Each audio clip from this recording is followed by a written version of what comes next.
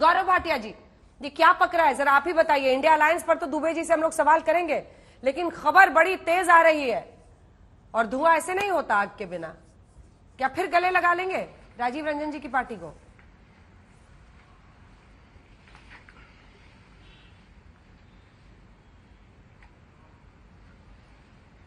गौरव जी,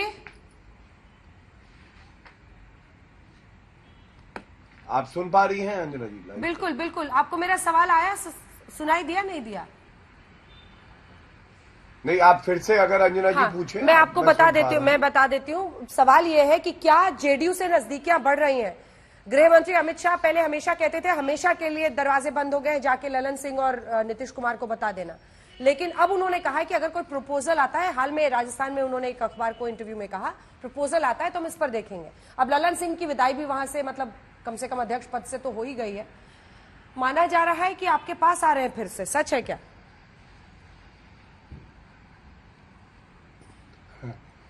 जय श्री राम अंजना जी। मैं समझता हूं कि कल एक ऐतिहासिक पल था और पूरा भारत राममय हो गया है। और हमें एक बात याद रखनी चाहिए, भारतीय जनता पार्टी और एनडीए तो वो गुट है जो अपनी तैयारी केवल परीक्षा से पहले नहीं करता है। आपका चैनल भी दिखा रहा है किस तरह से भारतीय जनता पार्टी और जो हमारे घटक दल साथी हैं, हम लोग पूरी तैयारी कर रहे हैं। इसलिए आगे बहुत से ऐसी खबरें आएंगी, लेकिन मैं इस पे कोई वक्तव्य नहीं दूंगा। एक बात जरूर कहूंगा, जब पूरा भारत राममय हो गया है, जब भारत ने कल दोबारा एक साल के अंदर अंदर दिवाली बना ली है, तो हम सब जानते हैं किस तरह से पुनः भगवान राम का आशीर्वाद आदरणीय प्रधानमंत्री श्री नरेंद्र मोदी जी को मिलेगा और सरकार हमारी बनेगी।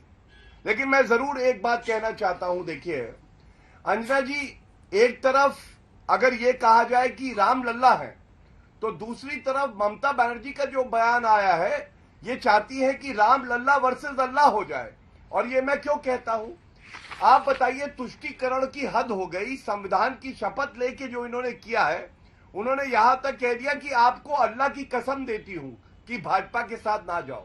आप बताइए कितनी चिंताजनक बात है कि एक मुख्यमंत्री इस तरह की बातें करे। आप सोचिए, अगर यही बात कोई भाजपा का वरिष्ठ नेता बोलता कि ईश्वर की शपथ लेके केवल भाजपा को वोट करना और दूसरी पार्टियों को नहीं, तो क्या होता। और बिहार की अब बात करते हैं। देखिए बिहार की हालत यह है, हम शुरू से जानते हैं जो इंडी अलायंस है, घमंडिया है। हाँ। इसमें नीतीश कुमार कन्वीनर बनना चाहते थे, कन्वीनर वो बन नहीं पाए, उनको दिखाया गया अंगूठा। और इसीलिए आज पूरी तरह से ये वो आइडिया है जो पहले ही आते ही फ्लॉप हो गया और कोई किसी के साथ नहीं खड़ा। क्या ये सत्य नहीं है कि नीतीश कुमार नाराज लग रहे हैं? क्या ये सत्य नहीं है पश्चिम बंगाल में ममता बनर्जी और अधीर रंजन चौधरी जैसे बॉलीवुड की एक फिल्म आई थी ना, जानी दुश्मन, वैसे जानी दुश्मन बने हुए हैं। इनका समन्वय कहां है? अच्छा, उत्तर प्रदेश आते हैं, 80 सीटें लोकसभा की आती है। अंजना जी आप बताइए, अखिलेश मायावती ने गिरगिट बुलाया, उसके बाद कांग्रेस पार्टी चिरकुट पार्टी है, ये बोला गया। ये क्या दिखाता है? ठीक है, इनके पास भारत के लिए और जनता के लिए कुछ भी नहीं है। ये लोग अपने स्वार्थ की वजह से राजनीति में। मैं अंत करूंगा एक बात कह के। दूसरी तरफ आदरणीय प्रधानमंत्री नरेंद्र मोदी जी हैं, जो कह रहे हैं कि 2047 तक विकसित भारत होगा। जिन्होंने जो वादा किया उसे पूरा किया। भव्य राम मंदिर बन के आ गया है। अब क्या तंज नहीं कसेंगे? मंदिर वही बनाएंगे, तारीख नहीं बताएंगे। अरे अच्छा, कांग्रेस पार्टी के प्रवक्ता भी लौट आए। ये तो सारी चर्चाओं से गायब थे जब चर्चाएं राम मंदिर पे हो रही थी।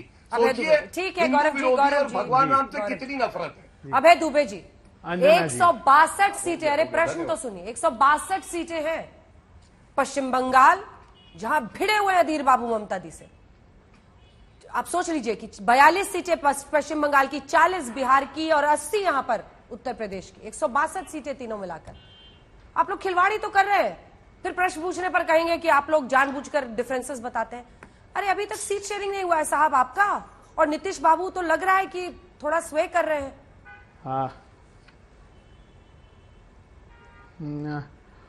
होइए सोई जो राम रची राखा, क्यों करे तर्क बढ़ावे साखा। शंकर जी ने सीता जी से कहा था कि जो राम जी ने तय कर रखा है वही निर्धारित होगा, तर्क वितर्क करने से कोई फायदा नहीं हो। तो राम जी ने क्या तय किया, जासु राजप्रिय प्रजा दुखारी, सोई न अवसी नरक अधिकारी। जिस राजा के राज में प्रजा को दुख भोगना पड़ा वो सत्ता से बाहर हो जाएगा। देखिए, एक दल का नाम सुनते ही होश उड़ गए, भारतीय जनता पार्टी के प्रवक्ता के आवाज सुनाई देना बंद हो गई।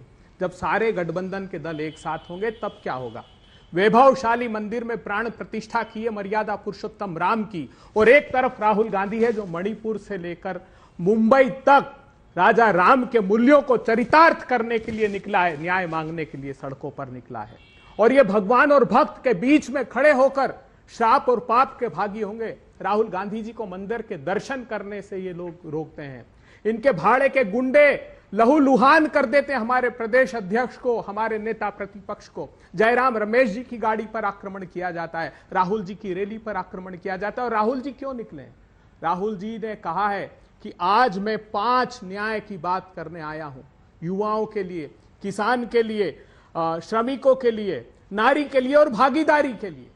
प्रधानमंत्री जी, जिस मंदिर की आपने प्राण प्रतिष्ठा की है कल, और एक दिन बाद ही आप प्रजातंत्र के प्राण निकालने पर तुल गए। आपके मुख्यमंत्री जी के निर्देश पर पुलिस ने बर्बरतापूर्वक लाठीचार्ज किया। हम डरने वाले नहीं हैं। हम आज आपको आगाह कर देना चाहते हैं कि सुरमा नहीं विचलित होते, क्षणेक नहीं धीरज खोते, विघ्नों को गले लगाते हैं, कांटों में राह बनाते हैं। कविता से कौन विघ्न ऐसा कविता से चुनाव लड़ा, कविता से चुनाव लड़के जीता जा सकता है क्या? आखिरी बात सुनिए, कविता से या सीट शेयरिंग से जीतना है, पहले डिसाइड कर लीजिए। यही तलाश,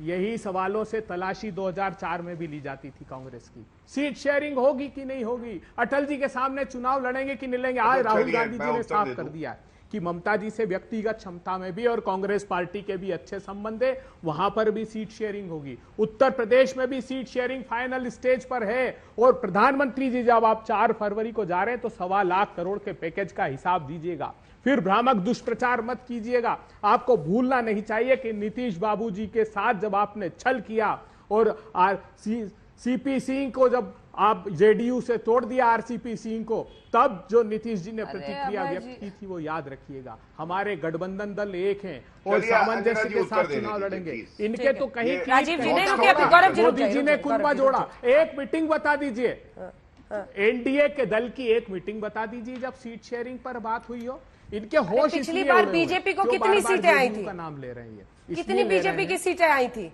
अभय जी? 19 में बिहार को लेकर क्यों विचलित है, मैं 1 मिनट बता दूं। 19 में बीजेपी को कितनी सीटें आई जो थी? प्रधानमंत्री जी अरे पाप उनको गठबंधन की बताते चिंता जातीय समझ जनगणना को जो गठबंधन तो लीजिए। गौरव जी की आवाज आपके नीचे कीजिए। Gaurav ji please wait for your turn. Gaurav ji की आवाज नीचे कीजिए please. Gaurav ji wait for your turn.